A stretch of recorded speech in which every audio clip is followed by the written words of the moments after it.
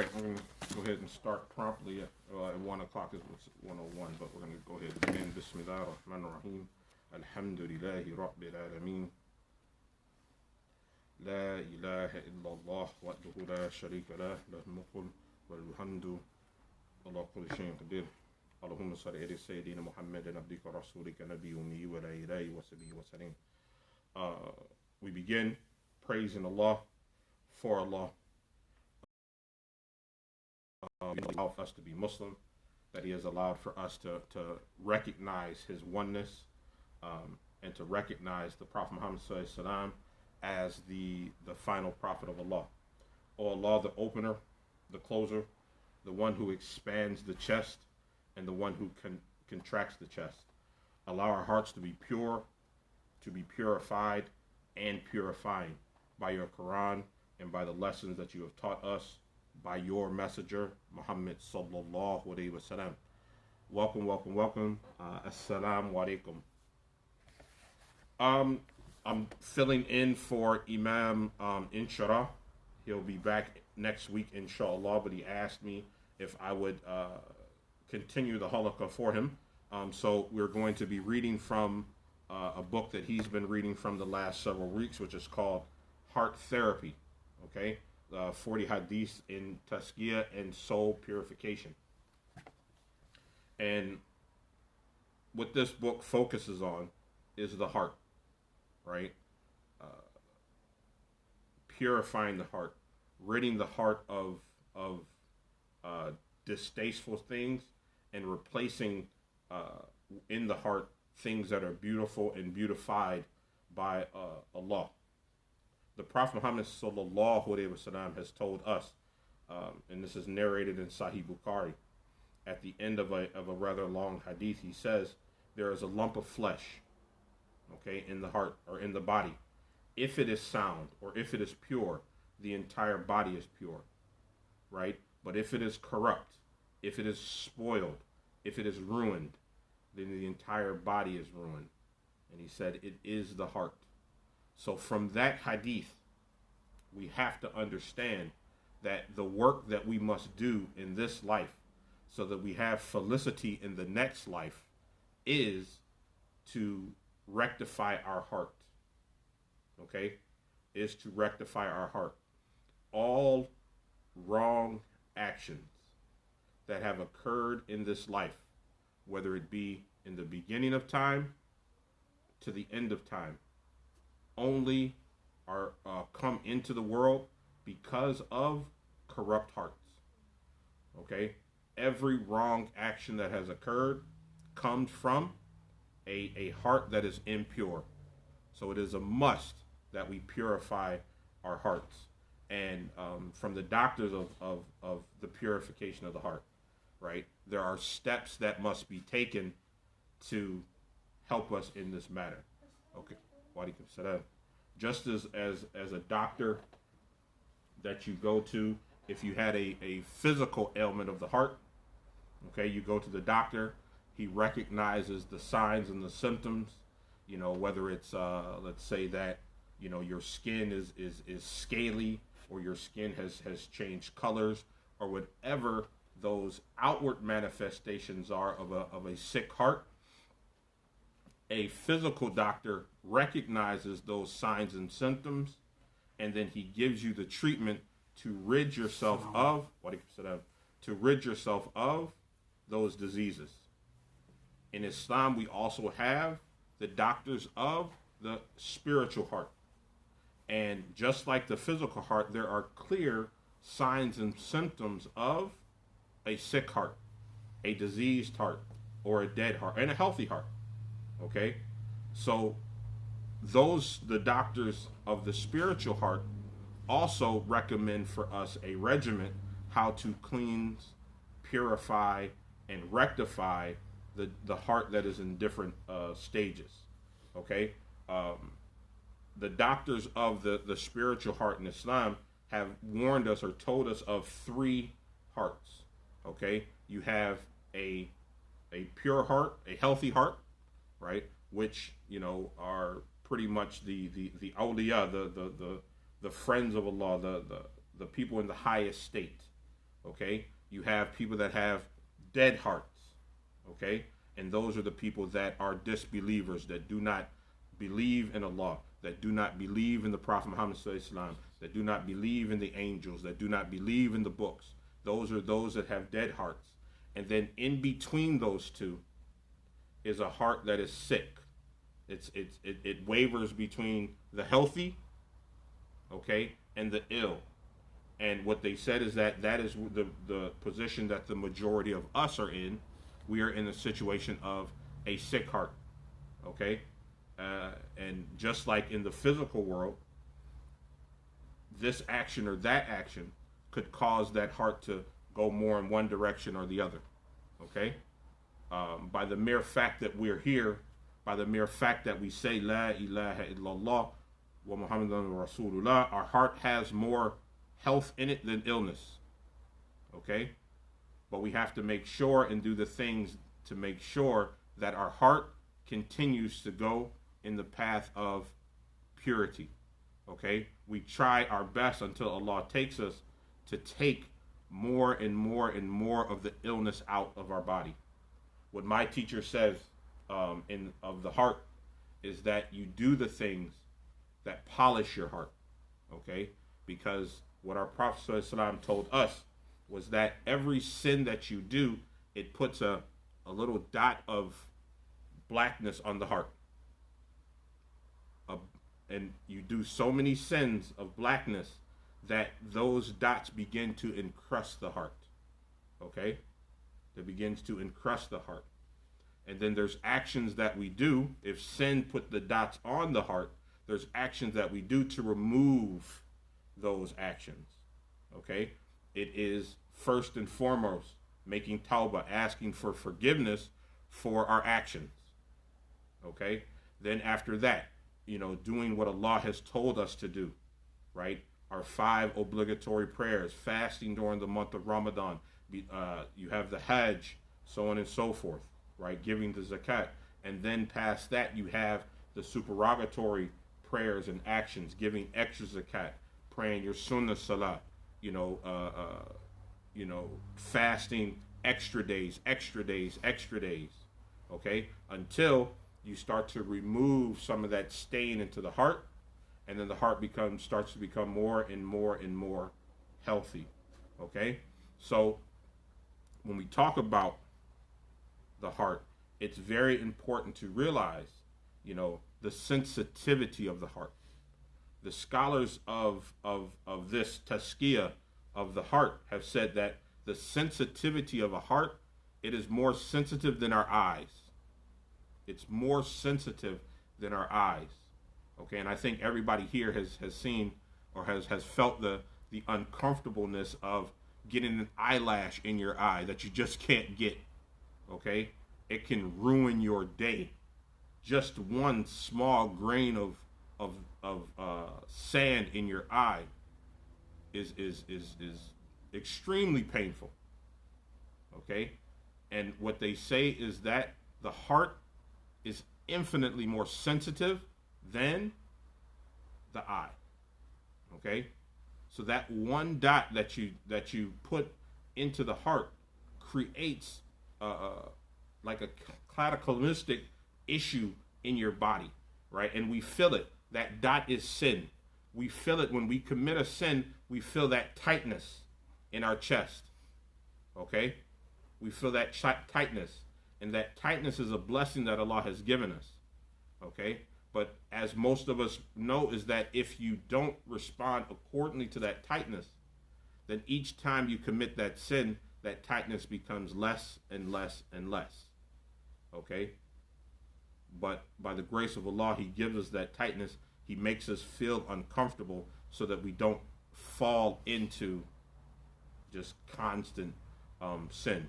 So I wanted to talk about that, about the sensitivity of the heart. So before we begin, is there any questions that anybody has about what I've said so far?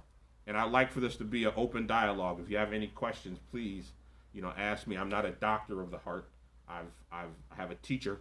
I'm not a good student, but I do have a teacher, and I do listen to his lectures, So if you have any questions, please, please, please, please ask. So when we talk about the heart, um, and what the heart inclines to, okay, we have to understand that it is the fitra, as it says here in the book, and the fitra is the natural state of things, okay. As one of my teachers said, when it talks about the Prophet Muhammad sallallahu, and he's known as like the Ummiyah, right, the unlettered prophet, right. A lot of people erroneously and ignorantly translate as the illiterate prophet. We've all heard people say that before. He's the illiterate prophet, but that is, they say that that's a poor translation, because it's as if literacy is the standard. Our Prophet ﷺ is the standard, right? So he wasn't taught, the language, right? But he was taught greater knowledge than the language. So he's the unlettered prophet. He's not an illiterate prophet. He's an unlettered prophet. But one of the things that they say is that he didn't come with, an iPad and an iPod and all of these extra things. He came with the fitra. He came with what the heart and the body loves. Okay? That was his message. And it didn't come from a teacher per se, from the physical form. It came from Allah. So for that sense, he's an unlettered prophet that wasn't taught by man, okay? But he came with the fitra, that which is pure in nature and direct from Allah, okay? And so we have to understand that our heart responds to the fitra, okay? That is what our heart inclines to. It inclines to the pure. It inclines to the chaste. It inclines to that which is natural from Allah. Okay? So it's related here in Sahih Bukhari that the Prophet Muhammad ﷺ said that every newborn is born on the fitra. Every newborn is born on that. Okay? We know that when a child is born, that we call the adhan in the right ear of that child, okay? Because what the reason that is, and that we're told that is because sometimes the difficulties of childbirth might get that child to forget, okay? Coming from the womb of the mother into this world that we know here, that child begins to forget. So the first thing we must do when that child is born is to remind that child, right, that you've come into the world, come to prosperity, come to your prayer, and don't forget where you came from. Now, of course, as we go through the life, right, as we go through life, some forget and some remember, okay? And it is our job to remember and to promote other people to remember as well that which they forgot. But that's what our Prophet ﷺ says, that every newborn is born on the fitra, right? It didn't say every newborn Muslim, right? Every newborn, whether that child is a child to atheists, polytheists, Jews, Christians, Muslims, every newborn, right, is born on the fitra.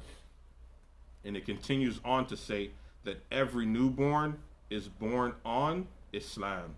That's what our Prophet ﷺ said, okay? That every newborn is born on Islam, okay? And so even that small heart responds to that which is beloved by Allah, okay? And so it is our job to remind, okay? It is our job to remind. One of the things that my teacher said, that it's a very beautiful thing to do with the child before, right, that child is brought into this life, is to read the seerah, read the biography of the Prophet Muhammad ﷺ to the baby in the womb, right? To recite Quran to the baby in the womb, to have that child have a constant relationship with Allah and His Messenger, as they say, from the cradle to the grave, okay? Or from, in this, as they say, in the reality, from the womb to the womb, Okay, because the grave, in a sense, is a sort of a womb, from womb to womb, that you keep that child connected to the Book of Allah and to the Prophet Muhammad sallallahu alaihi wasallam. Okay, so a child is on the Fitra, and all of us must return to the Fitra, that is which is loved by Allah.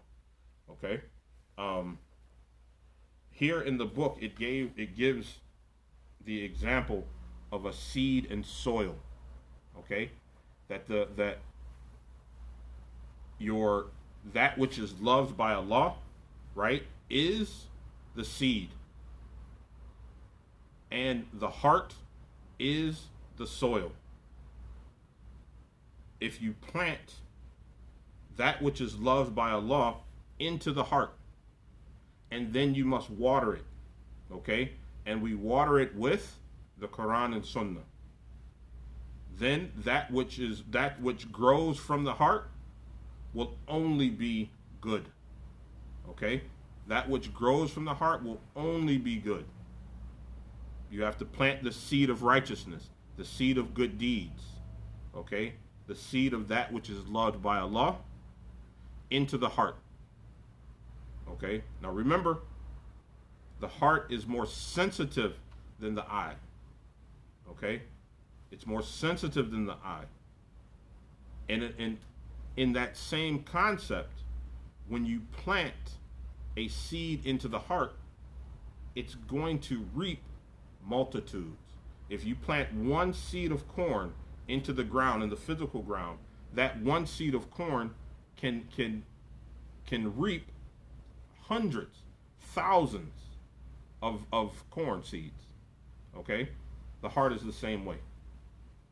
One action planted into the heart and watered with Quran and Sunnah, right, will reap the reward of multitude good deeds.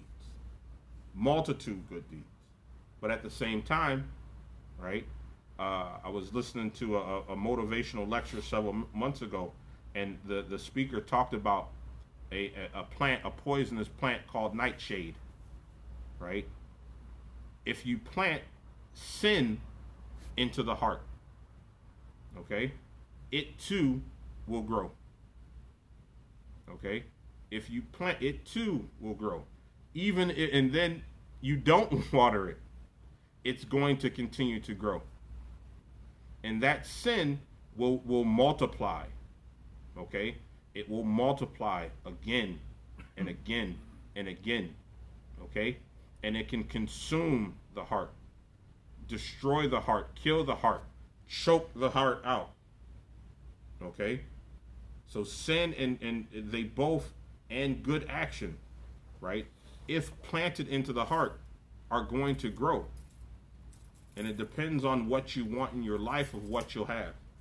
Okay? That's very important. When you study the seerah of the Prophet Muhammad, there is a when he goes into, and Jibril is escorting him through the heavens and through the hell, he sees a big opening. He sees two openings. One is big, one is small. The big opening is desirous. It is desirous to go back into. It came from the little opening, and it's desirous to go back into the little opening, but it cannot. Okay? It cannot. And the Prophet ﷺ asked Jibril, what is this? And he said that is a word, right? He said that is a word that a man spoke that was heinous. And it blew up into something that was far bigger than what it originally was. And it's desirous to go back into that small hole, but it can't. Right? It can't. That's how sin is. Right? That's how the tongue is. Those are the dangers of not being present with your actions at all times. All right? We've all been in situations like that. Man, I wish I hadn't said that. I got to deal with the repercussions of what I did. That's the life of this world. Okay? So the only benefit, and what is beneficial to the heart, what is beneficial to all of us, is to pay attention and really, really, really focus on only doing that which is good. And inshallah we'll have success. So now that was all kind of a review of what Imam was talking about last week. Okay, this week what he wanted me to talk about is the virtues and vices. Okay, the virtues and the vices of the heart. So in the Arabic, the bir is the virtue. Okay, and what the Prophet Muhammad SAW tells us is that virtue is defined as the good character. Okay, the good character of the Muslim. The Prophet Muhammad SAW told us that I have only come, right? I have only come to perfect noble character. Right? That's kind of, you think about that. Wait, of all the things that he came with, right? All the things that he did, his only focus, his only care for us was to perfect noble characteristics. Okay? And what is noble characteristics? That's the question. If the Prophet ﷺ has only come to perfect noble characteristics, the main question we should be asking for that is what are noble characteristics? Okay? And so what it says here in the virtue section, right, is that the noble characteristics is that which the heart finds ease with, that the heart finds pleasing. Okay? We've all felt that if somebody is, brother, I'm down on my luck. Can I have, do you have a few dollars for me? Okay? If you have a few dollars, you give a few dollars, right? And there's a moment where you say, alhamdulillah, I hope that I'm able to help that brother or that sister with the little bit that I gave. The heart finds ease and peace with that. Okay? Similarly, if that same person comes up to you and says, brother, sister, do you have a few, a dollar that I can spare? And you do, but you say no. Right? There's a moment where you say, I know I had $1. Right? There's a moment where the heart does not find ease with that. Okay? Not saying that that's sinful to not, but if you ask and you have, what my teacher says is to give something. Right? To give something. What my teacher says is even if you don't want to give, don't lie and say you don't. To say, yes, brother, I have it, but I have children I need to take care of and I can't spare that money right now. But if you have, that don't say no, because the heart doesn't find ease and peace with that action. Okay? At least tell the truth. And I've done that. Brother, I have it, but I can't spare it right now. I have children that I have to take care of. And you'll find that most people, I don't think any of them will get angry at that, but you're being honest and you're being real. Okay? So it says here from Surah Al-Baqarah, verse 189, righteousness is in who avoids what Allah hates. Okay? Who avoids what Allah hates. Now, of course, what does that mean? To be righteous, right? We have to know what Allah hates. We have to study, right? We have to study. Our heart is going to tell us what Allah hates. Okay? Our heart is going to tell us what Allah hates. But there's going to be some situations, because we do understand that the whispers of shaitan is real, right? There's going to be some instances where our nafs and shaitan is going to try to trick us, right, into doing things. But we have to study. We have to know, what does Allah hate? Okay? What is felicitous and what is a wrong action? Okay? But righteousness is in who avoids what Allah hates. And once we learn, and this is something that's very, very, very important, and he touches on this later on. Once we learn what Allah hates, we have to hate it too. Okay? Whether that thing is beloved to us or not. Once we find out what Allah hates, we have to hate it too. And on the flip side, once we find what Allah loves and we learn what Allah loves, we have to love it as well. Okay? Whether we agree with it or not. I'll tell you a story. My brother and I, we used to work at a restaurant when we were kids, and they used to cook the bacon, and when they would get all the bacon ready in the morning, they would do the prep, and he was like, in my eyes as a young, teenager, he was just overly excessive about how much that bacon stunk, and I was just like, why are you being, you're doing too much, This is my older brother. I didn't say anything, at the time, but to realize as I get older, what he was doing was, not to say that we, like beef bacon is delicious, but that bacon, that pork bacon, right, is that not only we hate it, right? We hate that they're cooking it. We hate the smell. Because that is against what Allah has commanded. We hate it, right? We hate it. And I had to learn that lesson at the time as a young person. It smells pretty good, But I had to learn, no, I hate it, right? Why? Because the consumption of that bacon, right, was hated by Allah. So then, therefore, it was for me to hate as well, okay? And that's something I think that we all should learn, right? We all should learn.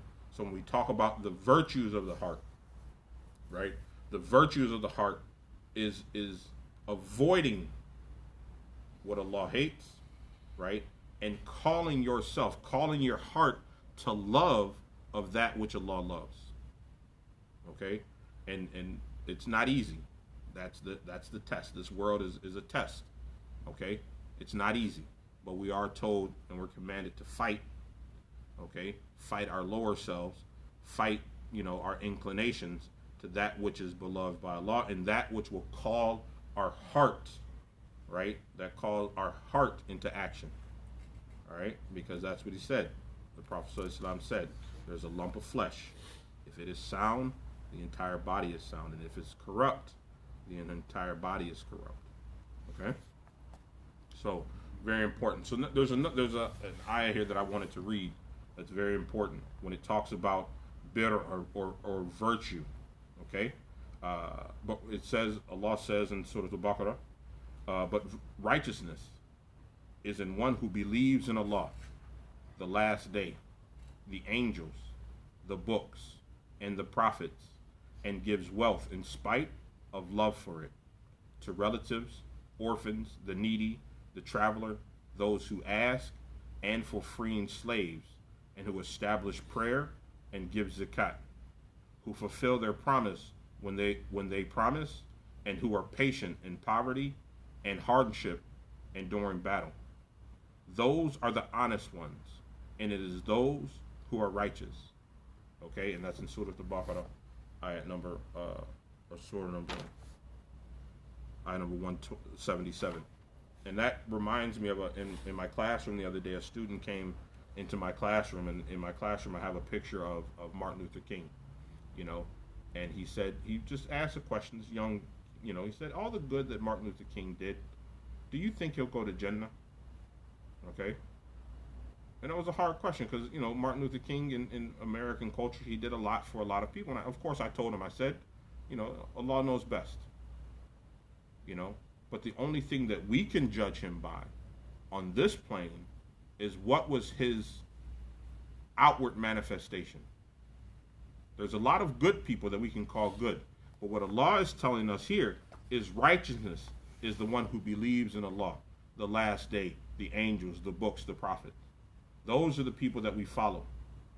Those people whose hearts have submitted to that which is good. Okay? Those are the people that we rally behind. Okay? If these points are missing, they might have noble characteristics, right? But like we said before, if their outward manifestation does not say La ilaha illallah wa Muhammadan Rasulullah, and we have an issue, right? We have an issue because they clearly have an issue in their heart, okay? And until they rectify that and bring their heart to account, okay, those people that do not outwardly say that, we continue to try to bring their heart back to remembrance of Allah and His Messenger. Okay? So let me just pause right there. Are there any questions, comments that anyone has on what I've said so far? Like I said, I want it to be a two-way street. I'm trying to think. It said hating what Allah hates and loving what Allah loves. What if you don't hate what Allah hates? What if you still finding yourself that you like, whatever. You understand what I'm saying? So, I mean, what's the steps that you did take to kind of get to that point? Okay. So, and again, and that goes into like the steps, like I said, there's doctors of the spiritual heart. Okay. But there are steps that you must have in removing that love of what Allah hates. Can you repeat the question? Okay, so the question is what do you do if you still have some love or affinity towards that which Allah hates? All right? And that's a real question. I could sit up here and act holier than thou and say that people don't struggle with that. People do struggle with that. They struggle with that every day. Personally, I think that's an issue that we have, with the Muslim Ummah in general, is that we don't discuss that. People just say, well, you need to be Muslim. That doesn't help somebody that has love for what Allah hates. Okay? But the first, I would believe, from my, insignificant opinion, would be the first thing is that you have to acknowledge, right? You have to acknowledge that this is an issue. You have to acknowledge that I have love for something that Allah hates, and I have to find a way to change this. I would say that would be the first thing, and past that, the different steps, just from a basic understanding, is to keep up with the obligatory, obligations that Allah has told us to do, and then to make a sincere, intense, constant dua that Allah removes this love of what He hates from your heart, and then, I mean, of course, and that's with, as the one hadith, and I don't know it verbatim, so I'm not going to mention it, but, sticking to the obligatory, and then once you have mastered the obligatory, then going to all of the sunnah, fulfilling all of the sunnah, right? And then once you've done all of those things, it says that then Allah will become the hand in which you the hand or the eyes in which you see, the hands in which you touch, and then what you love, right, will become into harmony with what Allah loves. Okay? Unfortunately today, is that a lot of us, we want to put what Allah loves onto what we love, right? But we have to go towards Allah, we have to go towards Allah, and to get towards Allah, you have to first fulfill His commandments, right? And then do the supererogatory or the sunnah that the Prophet Muhammad has told us to do, and then Allah will facilitate goodness, righteousness in you. Okay, that's a very important thing that we have to understand when dealing with the heart. You can't, and we do this all the time. I'm gonna be a better Muslim today. I'm gonna do it. I'm gonna do right today. You can't will your Islam into existence, right? It just won't. It doesn't happen. That's not the path that the teachers take or say. You can't you can't say, I'm gonna be a better Muslim today. To be a better Muslim, you have to do the things that Allah has told you to do, right? Establishing your prayers firmly, on time, right?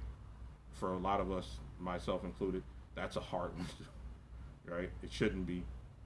Removing the major wrong actions, then removing the minor wrong actions, and then introducing the sunnahs, right, into your life, and then by that, then Allah will give you the blessing, right, of firm belief, right? Firm belief is a blessing that's given from Allah. It's nothing that we will. So those are the actions that you have to take to kind of remove the love of that which is, hated by Allah.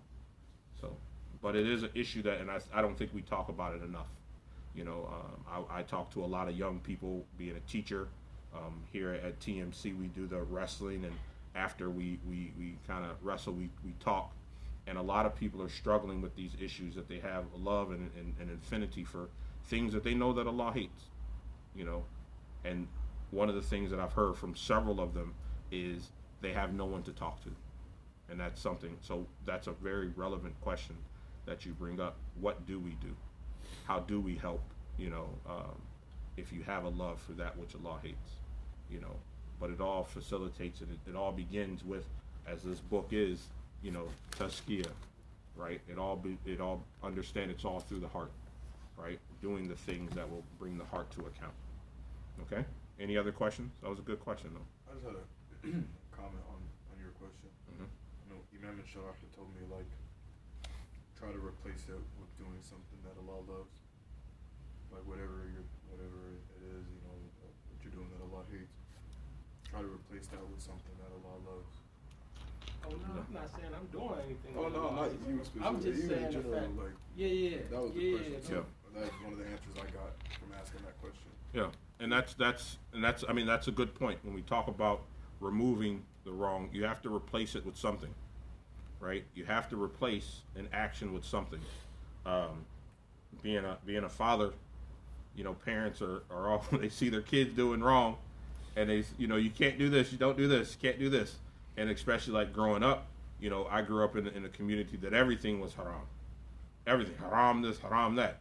But it's okay, if everything's haram, what are we replacing it with that's halal?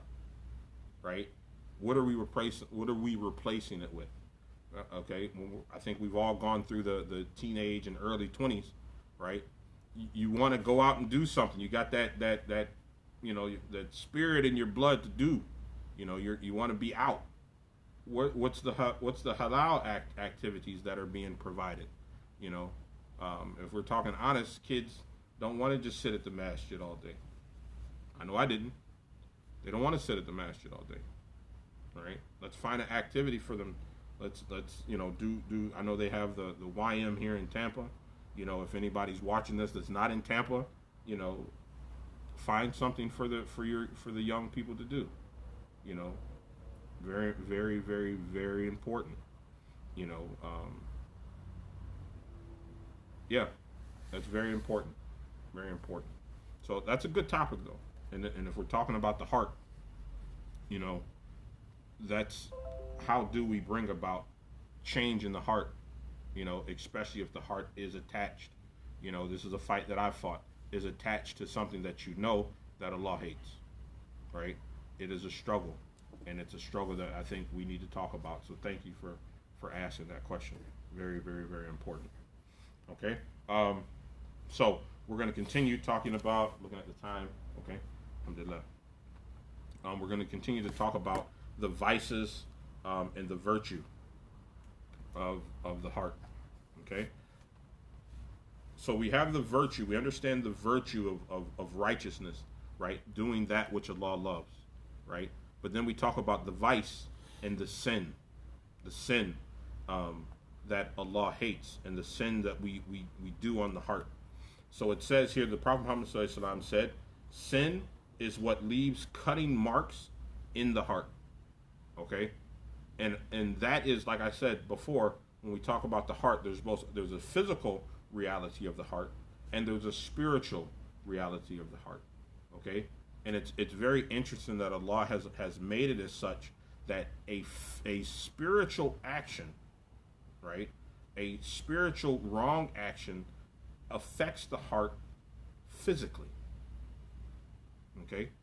When you are in the midst of doing a wrong action, the heart beats fast. Whether you like it or not, whether you accept it or not, the heart beats fast. It's telling you, this is not what I love. Now, if your mind works over the heart, okay, the next time it's going to beat, but not as fast. Okay? Now you're causing, and there'll come a point where the heart, when you do wrong, it doesn't react to it at all. The physical heart, it doesn't react to it at all. Right? You've beat it into submission with your wrong action. You've beat it into submission with your wrong action. Okay? So we have to bring ourselves, and of course, how do we get ourselves to the heart, to the point where the heart starts to react correctly? Making tawbah, going to the obligatory, and then the sunnah, so that then once we worked so hard to rectify ourselves, that when you start to see yourself going back into that wrong action, that, okay, the heart begins to beat again, and say that, you know what, I've worked so hard to rid this action of my body, of my soul. I don't want to go back into this action again. And it begins to beat again, right? Because you've done the things that the heart loves, and it doesn't want to go back into disobedience with Allah. Okay? We know that on the Day of Judgment, that our limbs will speak and either testify for us or testify against us, right? When the Prophet Muhammad ﷺ told them that your limbs will speak, they were amazed. How will our limbs speak? And he said, the one that makes the tongue speak, right, will make the limbs speak. Okay? And the heart will speak as well. Okay?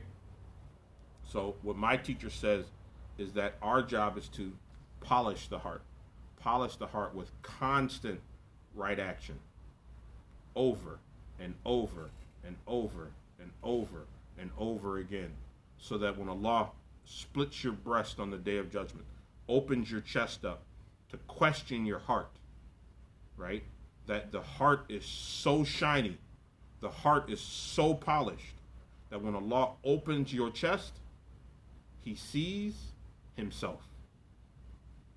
Okay? It's an analogy, but I think it's a beautiful analogy.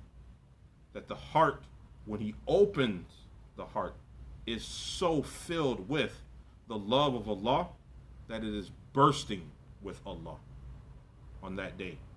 Because rest assured, all of our chests are going to be split open, and the heart is going to speak. And what is it going to speak, and what is it going to say? Okay? So we have to call ourselves to account. There's a lump of flesh in the body. If it is sound, the entire body is sound. And if it is corrupt, the entire body is corrupt. And isn't it the heart? Or it is the heart.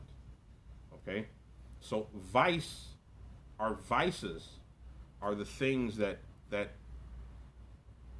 we have to rid ourselves from and replace it with righteousness and virtue. Okay? That's very important. So the next section here that he talks about, well, before I move on, is there any question? Anything? Okay, alhamdulillah, yes. You said in the beginning, you talked about how the heart is more sensitive than the eye. Mm-hmm.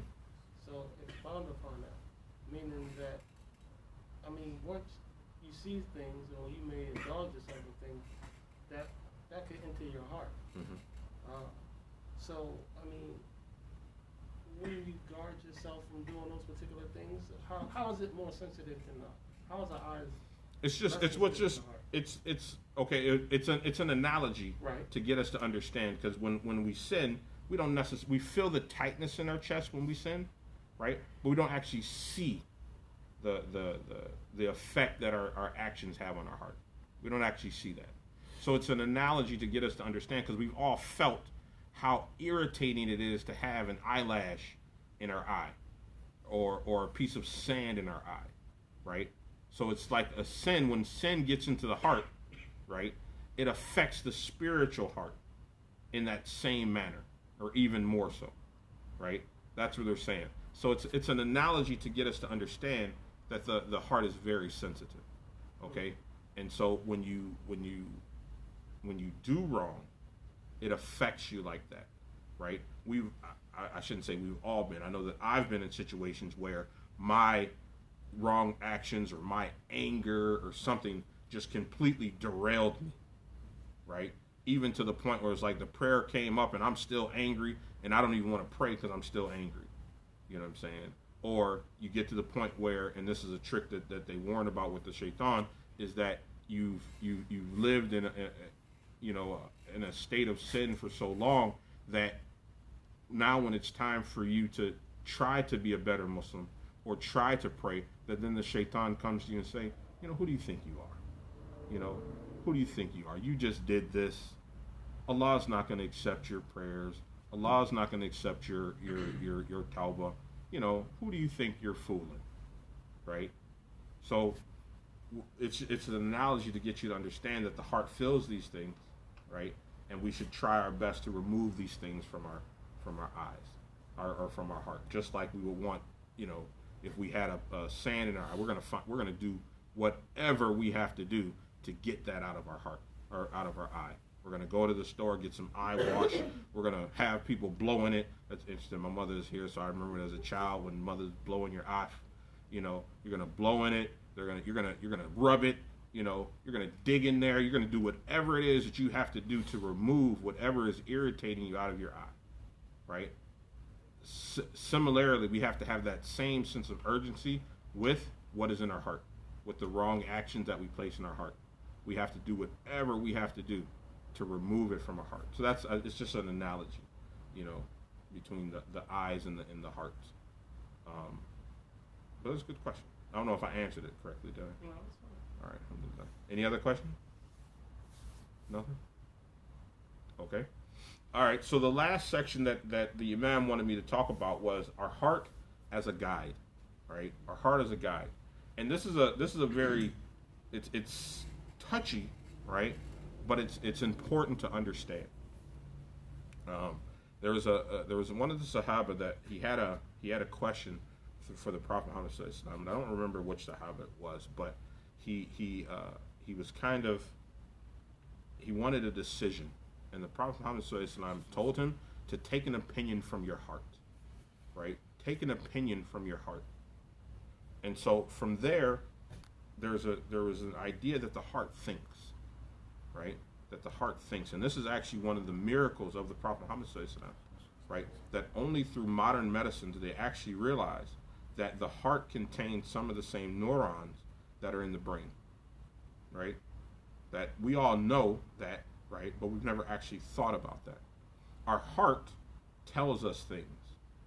And our head, our brain, tells us things as well. And sometimes they conflict with one another. Okay? And sometimes they're in harmony with one another. But we get an opinion from our heart. Okay? The interesting thing is, and this is where some of the doctors of the heart talks about, is that in the development of an embryo, far before there is a brain, there's a beating heart. Okay? So the heart is not, it's an organ, right, that is not controlled by the brain. It's not controlled by the brain. Okay? There was a heart, a beating heart, before there was a brain. So the Prophet Muhammad sallallahu alaihi wasallam told that Sahabi to take the opinion of your heart. Okay? Now, that's a dangerous, right? A dangerous hadith to narrate. Okay? Because that person that the Prophet sallallahu alaihi wasallam was talking to was a Sahabi. He was a friend of Allah, or a friend of the Prophet Muhammad sallallahu alaihi wasallam, and the Prophet knew him. Right? If we were to take the opinion of take the opinion of your heart, right? Do we have the certain level of iman to know that our heart is not being affected by shaitan, right? That our heart is not being affected by our nafs, right? We can take an opinion of our heart, and that opinion can be absolutely wrong. Okay? Absolutely wrong. So here in the text here, it says you're using your heart as a guide. Okay? It's a guide. But the first thing, and I ask this to open this up, what are the first things that if we take an opinion from our heart, we should look to see that that opinion is in harmony with what? the Quran and the Sunnah. Okay? So, if that opinion is in harmony with the Quran and the Sunnah, then take the opinion of your heart. Okay? If for whatever reason, right, and of course we find many different occurrences today, if your heart is telling you to do something and you can't find the answer in the Quran and Sunnah, right, then you go to the scholars of the Quran and Sunnah, right, of this religion. Okay? And then this is just for us today. Okay? And then if you still can't find, right? If you still can't find the correct opinion, which is it's highly unlikely, but if you still can't find, right?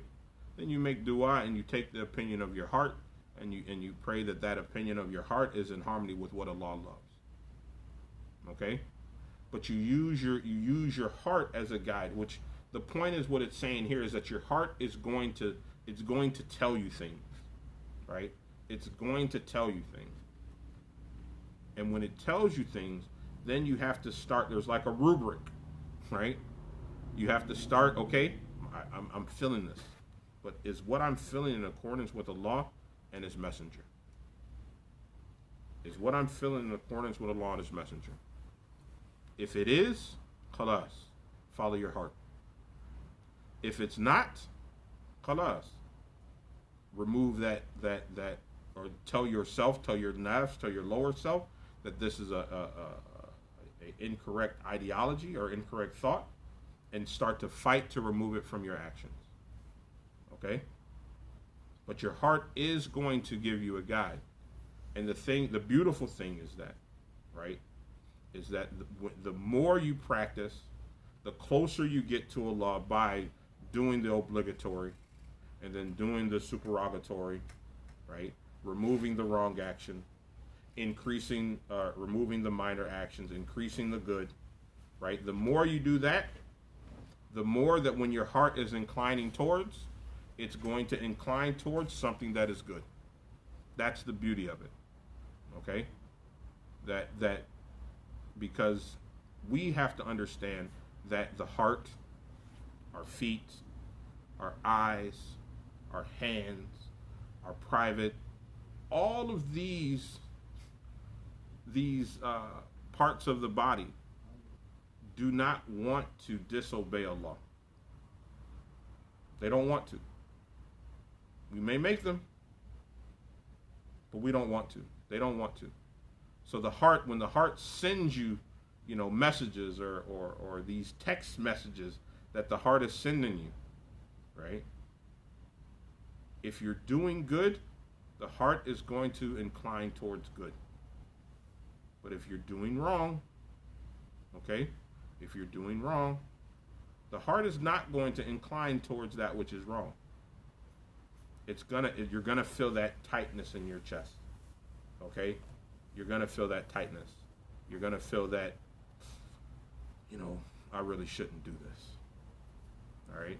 And that's the wavering of a sound heart. Okay? And then of course the dead heart is the heart that just doesn't feel anymore. A dead, you could poke, you could prod, you could move, you can do whatever to it, and it just doesn't respond. So we know that tightness, and this is the thing, this is when it talks about the heart, to know that tightness is a blessing of Allah. Right? It's a blessing of Allah. And as we know, if Allah says, if you show gratitude, I'll increase you. Right? But if you become an ingrate, Allah will take that blessing away from you. He'll take that blessing away from you. So past that, Bismillahir Rahmanir Rahim, I don't think that this is what the ending of the text. I'll read this from Surah Al-Hujurat. But Allah made Iman beloved to you and beautified it in your hearts. And He made disbelief, great sin, and all disobedience hated to you. Those are the guided. Okay? So for those that we have to understand, and we have to love what Allah loves and hate what Allah hates. Okay, and if we find ourselves loving what Allah hates, we know we got work to do. Okay, and if we find ourselves loving what Allah loves, we don't rest on our laurels. We keep it up. We protect it. We protect it. Okay, and until we meet our Lord. Right, until we meet our Lord, and then He's going to tell us. He's going to tell us about the good we did, the bad we did, and He's going to make everything clear for us. Okay? So before I end it, any questions, comments, concerns? Anybody? No? Anybody? No? All right. Alhamdulillah. Did you all enjoy yourself? Alhamdulillah. Alhamdulillah. Okay. I have an exterior question. Okay. I don't know what that means, but go ahead. Shoot for it. You know, like a normal, like, say, like, I guess, quote, Christian funeral, they'll have, like, a casket. Why do Muslims wrap the body instead of use, like, a... Oh, that's... Okay. All right, let me go back. So, it's again, going to the fitra of things, right? The nature of things. So when we were born, right? When we were born, or not when we were born, when before Adam was made, the angels, Angel Jabril, I think there was 3 angels, they came down and they tried to get earth, right? But they said, give us earth. But earth refused. Earth was like, no, I'm not giving up anything to you, right? I'm not giving up anything to you, right? So the angels went back to Allah and said that we asked earth, and earth refused to give it to us. And then it says that Allah told the angels to tell earth, it's but alone, right? It's but alone. You'll get this earth back. So they went to earth and they said, it's alone. This earth will return to you. Okay? So at that point, from hearing that, earth gave up, right? A part of it so that the angels could craft Adam. Okay? So you have that understanding, right, of why we put the shrouded body back into the earth. Okay? And then you have the story of Cain and Abel. What is it in Arabic?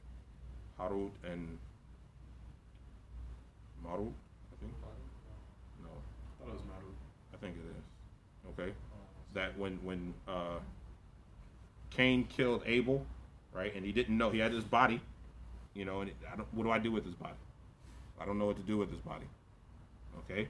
And then he saw a raven or a crow begin to peck and dig and placed, and then placed a dead crow into the dirt, right?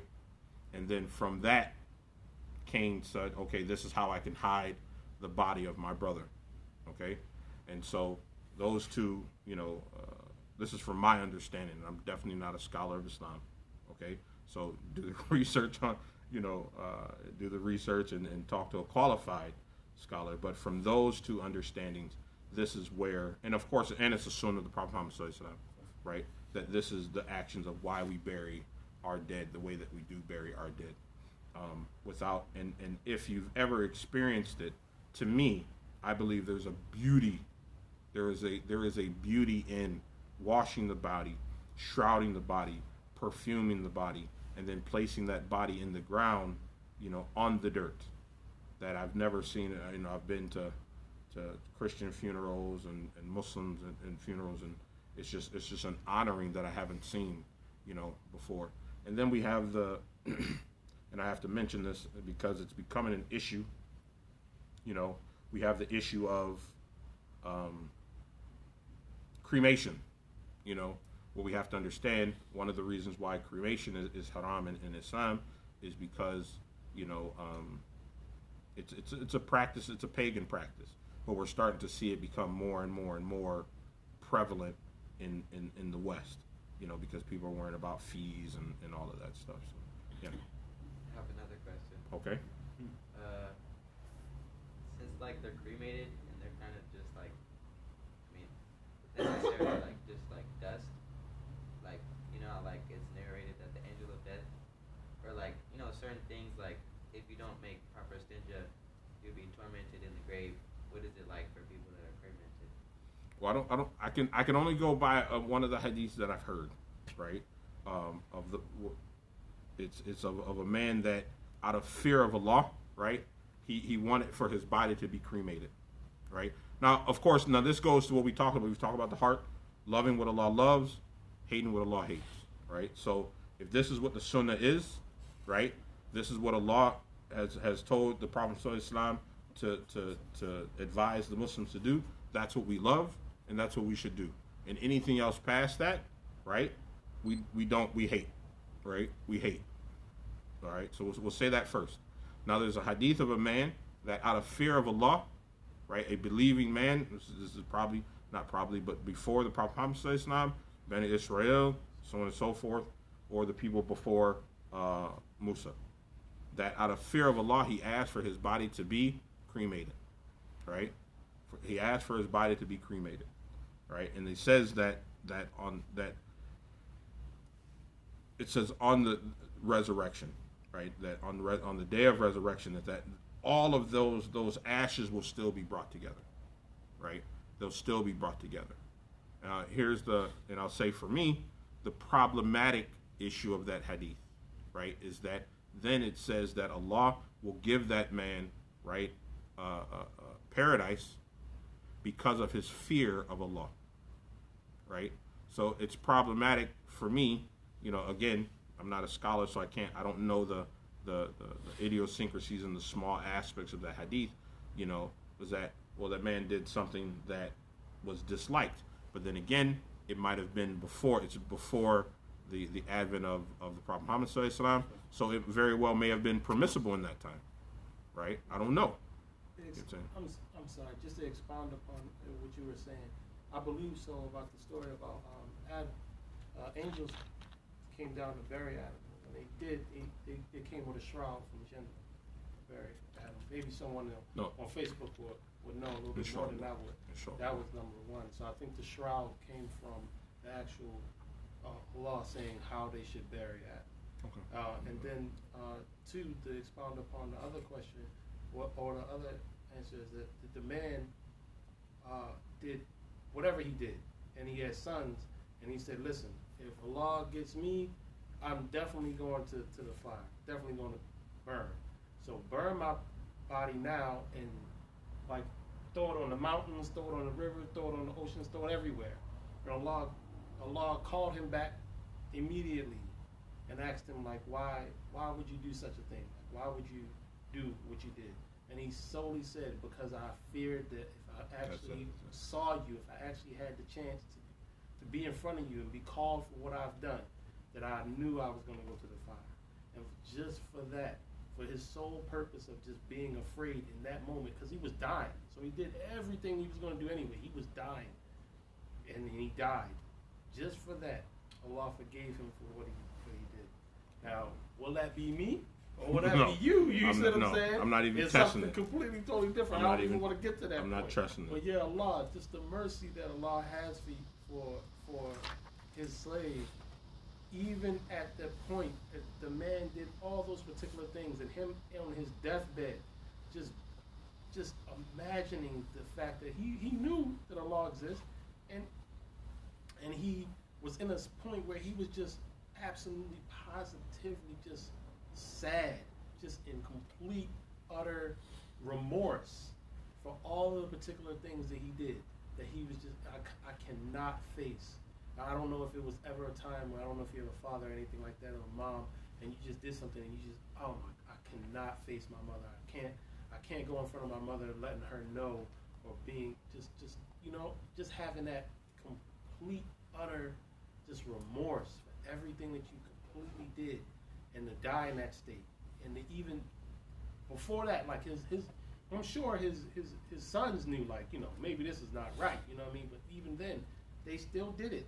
And for Allah to call him back and just to ask him, like, why would you do something like that? And just for him to be completely honest with Allah and say, he couldn't lie, but just to be, straight up and be like, look, I thought that I was going to get it. There was just no way that I could possibly stand in front of you and be in this particular state.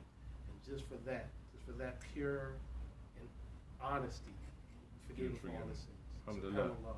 That is amazing. Alhamdulillah. So yeah, and alhamdulillah, that's beautiful. That is beautiful. So on that note, right, and that's our actions, right? This is our life. You're gonna do wrong, right? You have this merciful Lord. You have to be shy and fearful before Him, and do everything that you can. Everything that you can, so that when you stand before Him, right, that you can stand before Him as a Muslim, okay, and that that's it, right? That's it. My sister, one time we were talking and she was just crying, right? She was crying. She would turn 51, and this is, I don't even know if my mom knows this conversation. She was just like snot crying, because she just realized, she's like, I'm 51, and I don't think I'm gonna have I know I'm not gonna have another 50 years, and I've wasted these 50 years, and I don't know Allah, right? I don't know Allah, and I told her, I said that just start, just start. If you're in a bad spot right now, try your best to rectify it, right? Because when you get to the other end of this life, right, and it ends, you have the blessing of having the best lawyer to fight for you. But you got to give him something to fight with, right? You got to give him something to fight with. So even if you're in the worst state, right, if you are in the absolute positive worst state, rectify your heart, return it back to what Allah loves, remove what Allah hates, and just try your best to stay on that state until Allah takes you, right? And then once you go from there, like they say, when you pass, you're going from, the land of tribulation to the land of mercy. Okay? So that's the most important thing. So make sure that your heart is on what Allah loves, and that your heart is removed of that which Allah hates. All right, so with that, I'm going to go ahead and end it. We're going to pray in about 12 minutes, inshallah. Bismillah ar-Rahman ar-Rahim. Alhamdulillahi Rabbil Alameen. Assalamu alaikum, guys. Thank you.